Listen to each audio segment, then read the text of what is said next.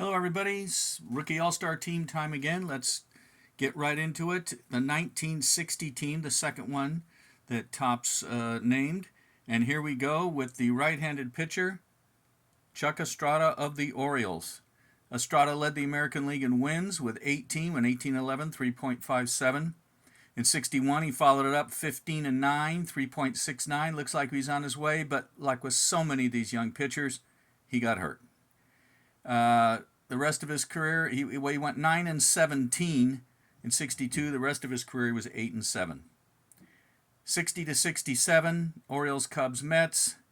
50 and 44 overall, 4.07. Became a longtime pitching coach after his career. Chuck Estrada of the Orioles. Left-handed pitcher, Dick Stigman, Cleveland Indians. Stigman, he was 5 and 11, 4.50. And but apparently not a lot of left-handed pitchers qualified to make the team. His lifetime career, 60 to 67, 46 and 54, 4.03. Led the American League in winning percentage in 1962 when he went 12 and 5 for the Indians, a 706 winning percentage. So that's Dick Stigman. The catcher is a weird one. It's Jimmy Coker of the Phillies. The Phillies had two rookie catchers. Jimmy Coker, he had actually come up in 58, but he finally stuck in 60. And he hit 231. Oh, that was his career. What am I glancing at the wrong notes? 81 games, he hit 214. 6 home runs. And they had another rookie catcher, and that was Clay Dalrymple. 82 games, he hit 272. But Coker makes the Rookie All-Star team. I think Dalrymple was the better player. Coker lasted through 67, hit 214. 231, 16 homers. He the most games that he played after 1960 was only 50 in 1966 with the Reds. Phillies, Giants, Reds. So basically a backup catcher most of his career, but the other guy was better, so I've never understood this one. His own teammate. At first base, Jim Gentile. Now, Gentile had taken a while to make it. First came up with the Dodgers in 57, but stuck with the Orioles in 1960. He played through 66 in the majors. 67, he's down in AAA. 69, or 67 and 68. 69, he finished up with the Buffaloes in Japan. In Japan, 65 games, 8 homers.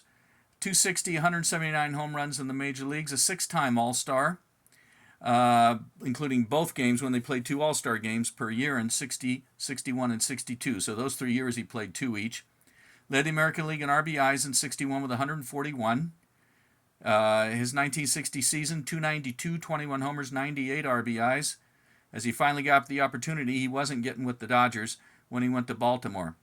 And Jim Gentile was in the news a couple of years ago, many of you may recall, when the statisticians at SABR, the Society for American Baseball Research, had found out that there was an error. He actually had tied Roger Maris for the American League lead in RBIs, as I just mentioned, in 61 this year.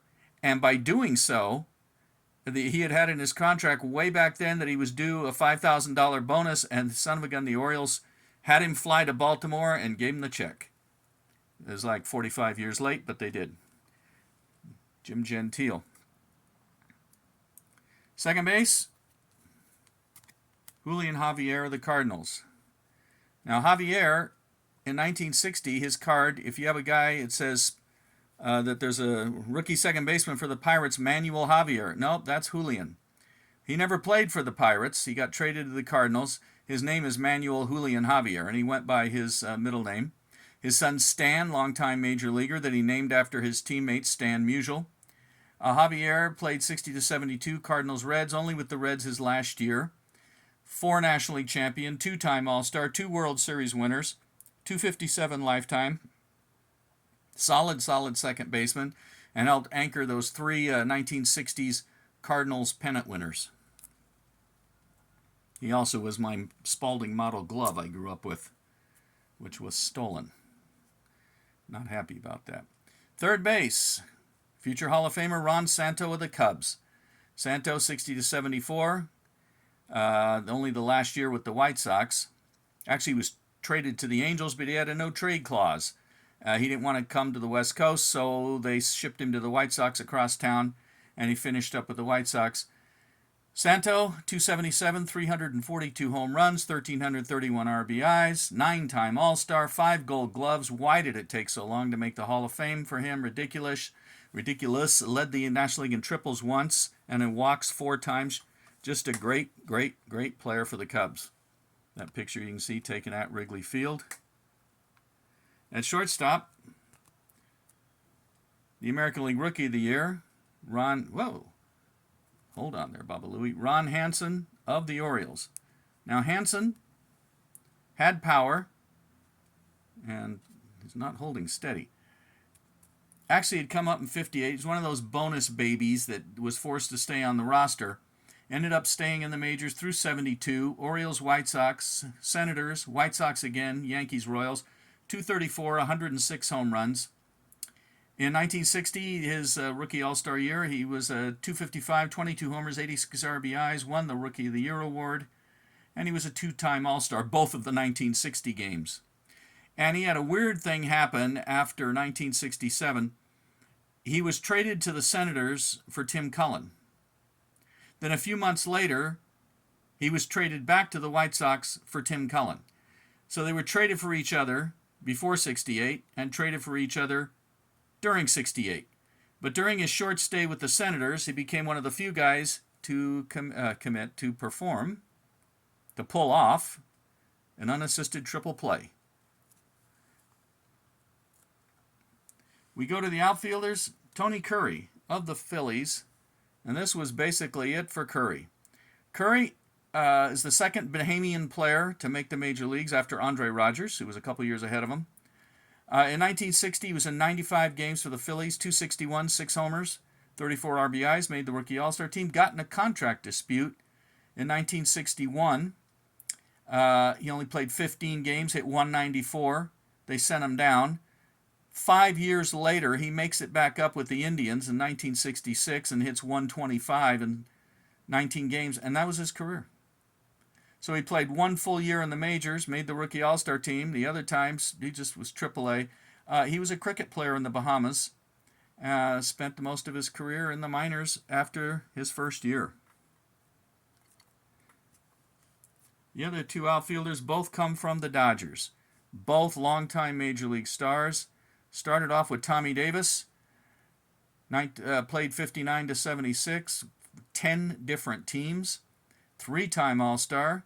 Lifetime 294 with 153 homers. 2,121 hits, over 1,000 RBIs. 2 National League batting titles.